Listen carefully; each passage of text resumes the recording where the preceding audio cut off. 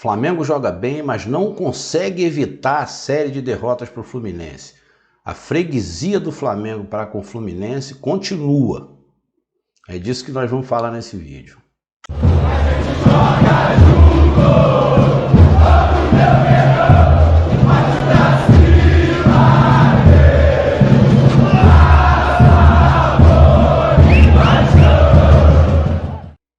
Então, gente, aqui Sérgio Barros falando com vocês mais uma vez. E eu gostaria de pedir novamente, né, eu sempre peço no início dos nossos vídeos aí para vocês se inscreverem no canal, acionar o sininho para receber os vídeos, né, para dar uma força para a gente aqui, para dar uma força para o canal, tá legal? É muito importante para a gente. Deixa o like, deixa os comentários, saber o que você está achando dos nossos comentários por aqui, tá legal? Falando do jogo em si, o Dorival hoje fez tudo que a torcida gosta, né? Tudo que a torcida queria. Era que ele colocasse o time principal, que ele colocasse o time mais forte do Flamengo em campo, e foi exatamente o que ele fez. O jogo começou com os dois times marcando alto, marcando forte, um jogo muito agarrado, muito mordido, muita falta, por conta da marcação dos dois times.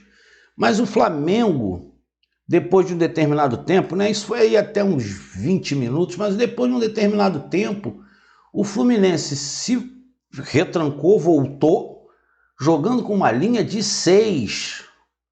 O Fluminense jogou um 6-3-1. O Fluminense jogando com uma linha de 6 homens atrás, 3 na frente dessa linha, dessa última linha, e o Cano, que muitas vezes estava lá dentro do gol, dando chutão.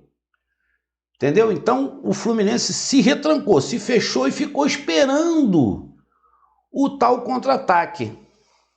Nesse meio tempo, né, em que o Fluminense está retrancado, o Flamengo tentando jogar, o Flamengo perdeu algumas chances. A Arrascaeta perdeu uma chance muito boa. O João Gomes perdeu também uma boa chance.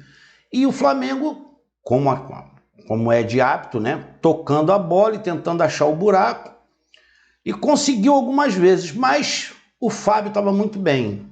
O Fábio fez uma grande defesa, logo no 20 e poucos minutos de jogo, o Fábio fez uma grande defesa, e logo depois sai o que o Fluminense estava esperando, um contra-ataque. Né? O André pega a bola, o Thiago Maia vai na marcação, né? Tenta roubar a bola, não consegue e não faz a falta. Esse foi o grande erro. O Thiago Maia tinha que tentar tomar a bola, certo, tem que tentar tomar a bola sem falta. Não conseguindo, trombada, filho. O Fluminense usou desse expediente, muitas vezes até com grosseria. O André mesmo deu um pontapé no Arrascaeta que beirou o cartão vermelho. Também acho que não foi para cartão vermelho, mas beirou o cartão vermelho. Ele larga a bola, esquece da vida e dá um pontapé no joelho do Arrascaeta, né? Para poder parar o contra-ataque do Flamengo, para poder parar a jogada de ataque do Flamengo. E o Flamengo não usou desse expediente, o Thiago Maia não deixou, não fez. A bola foi lançada na esquerda e sai o gol do Fluminense. Não, mas sai a jogada do gol do Fluminense. O Santos bateu roupa, a bola veio dividida para 3 jogadores e o árbitro viu pênalti.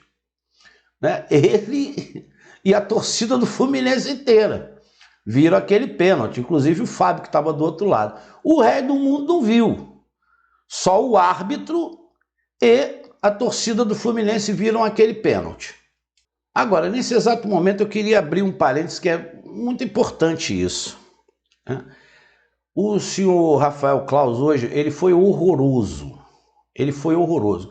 Eu não sei por que cargas d'água o Flamengo só joga com arbitragem de São Paulo. O Flamengo, se ganhar, ganha de Paulista. Se perder, perde para Paulista. Eu estou falando de títulos, né? Não estou falando de jogos. Esse jogo hoje, o Flamengo perdeu para o Fluminense. Então, por que diabos os árbitros são sempre de São Paulo? Por que colocar essa dúvida em cima do cara? O cara hoje não estragou o jogo. Ele determinou a vitória do Fluminense, além de determinar a vitória do Fluminense, ele esfacelou o time do Flamengo. Ele expulsa 2 jogadores que são atacantes. O Flamengo não vai ter para o próximo jogo Arrascaeta, Pedro e Everton Ribeiro. E o Flamengo ficou com um único atacante para jogar o próximo jogo contra o Fortaleza, lá depois dessa bendita data FIFA, que é o Gabigol. Ele expulsou Cebolinha, expulsou o Marinho e Pedro. Arrascaeta e Everton Ribeiro não vão estar aqui, só o Gabigol. E o Dorival Júnior deixou bem claro que não é a prioridade colocar esse time para jogar, entendeu? Sério, o Campeonato Brasileiro. Chegou numa determinada altura, ele foi lá, tirou o Arrascaeta, né, para preservar um pouco o Arrascaeta, não sei, também o Arrascaeta com 10 dias para preservar o Arrascaeta para a seleção uruguaia, não consegui entender muito bem, mas ele fez esse tipo de escolha, que já vinha demonstrando há muito tempo que o Flamengo quer as Copas, já está nas finais, então, já está na final das 2, né? Então, ele vai apostar tudo nessas finais. O Campeonato Brasileiro que se dane, ele vai realmente deixar para lá. Mas vamos continuar falando do jogo.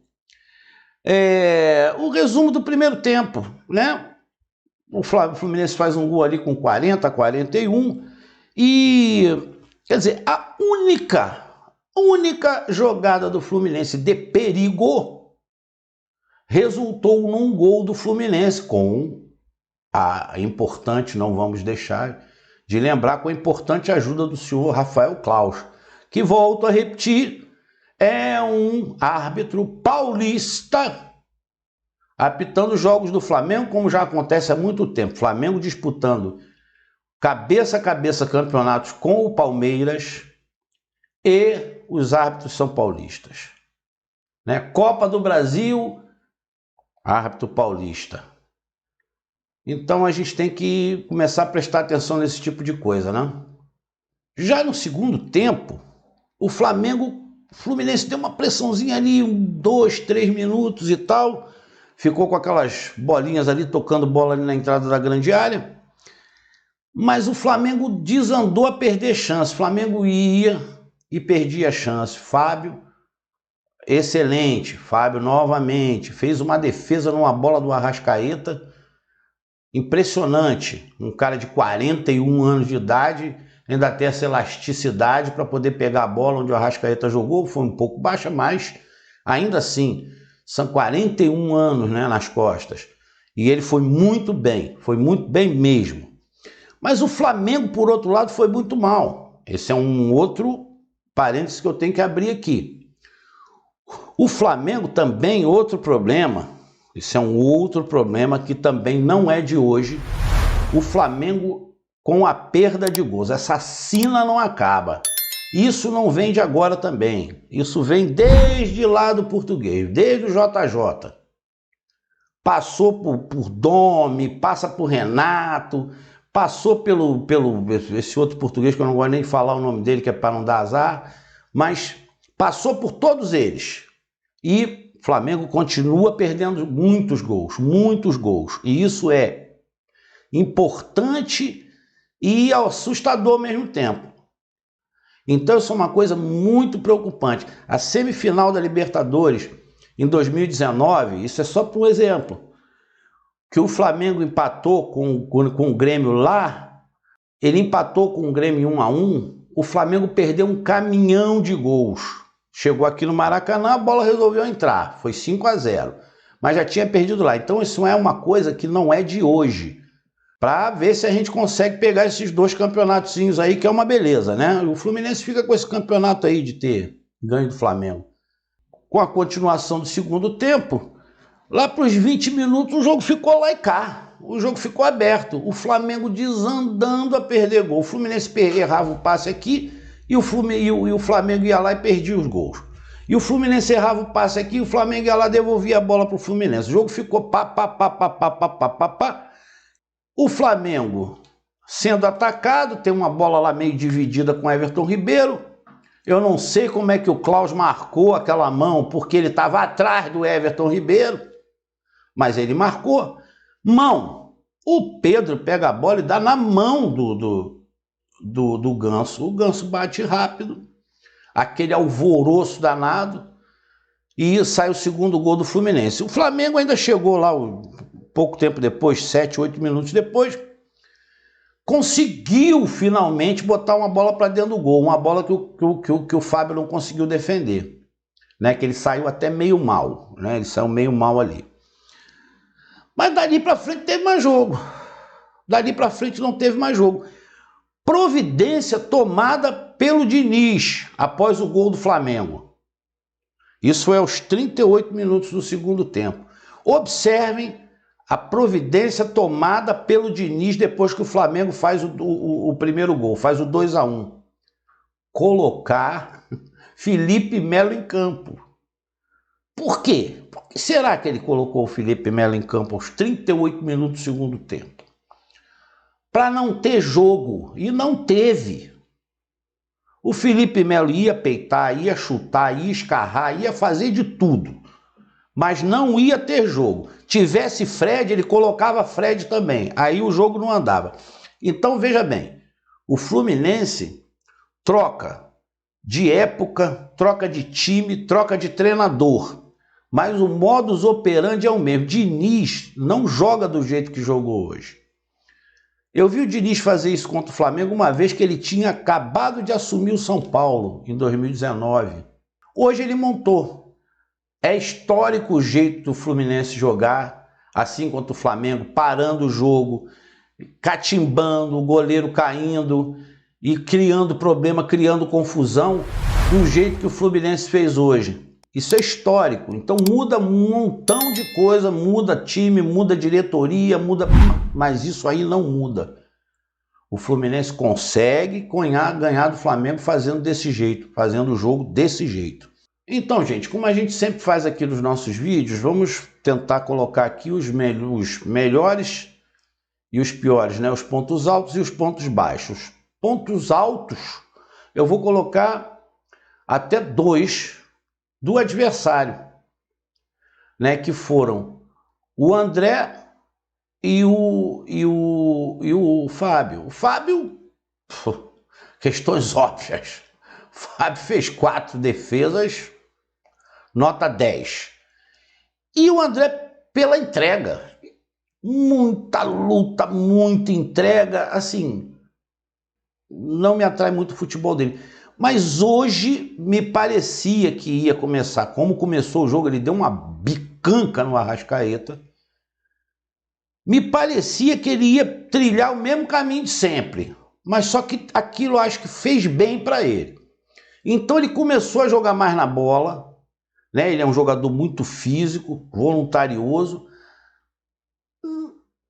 Não me agrada porque aquilo que eu falei, eu acho que um volante tem que jogar para frente, tem que dar passes que quebram linhas, e esse tipo de coisa. Mas para o Fluminense ele foi muito importante hoje. Ele estava em todo lugar do campo, zanzando, trombando, peitando, mordendo, dentro de um limite, porque ele perde o limite com muita facilidade, né? E acaba prejudicando o time, como o Danilo do Palmeiras, é outro trombador, parecido com o nosso amigo aí, o André, e já foi para segunda ou terceira expulsão dele. Por quê? Eles perdem o limite. O ponto baixo, eu vou colocar o Santos, que realmente ele entregou, né? Aquela bola, ele bateu roupa e depois, aproveitando, vamos colocar assim, né? A dupla, como se fosse uma dupla sertaneja, né? Santos e Klaus, a dupla sertaneja. Porque um bateu roupa e o outro arrumou aquele pênalti ali Sinceramente inexplicável. O ponto alto do time do Flamengo foi o Arrascaeta, por incrível que pareça. Arrascaeta hoje meio disperso, mas ainda assim foi o que deu mais trabalho ao time do Fluminense, né? Fez a marcação alta bem, o Flamengo tomou várias bolas do Fluminense, também não soube aproveitar, mas isso já cai naquela velha novela da perda de gols, e a gente não vai ficar se alongando nisso. Mas o Arrascaeta realmente hoje fez um bom jogo, gostei do jogo dele, embora tivesse faltado o gol, né? Ele deixou muito a desejar na hora de finalizar. Pois bem, gente, o papo foi esse. Espero que vocês tenham gostado. Novamente eu peço a vocês que se inscrevam no canal, acione o sininho, dê o joinha, faça seu comentário. Tá legal? Eu vou ficando por aqui. Muito obrigado e até a próxima.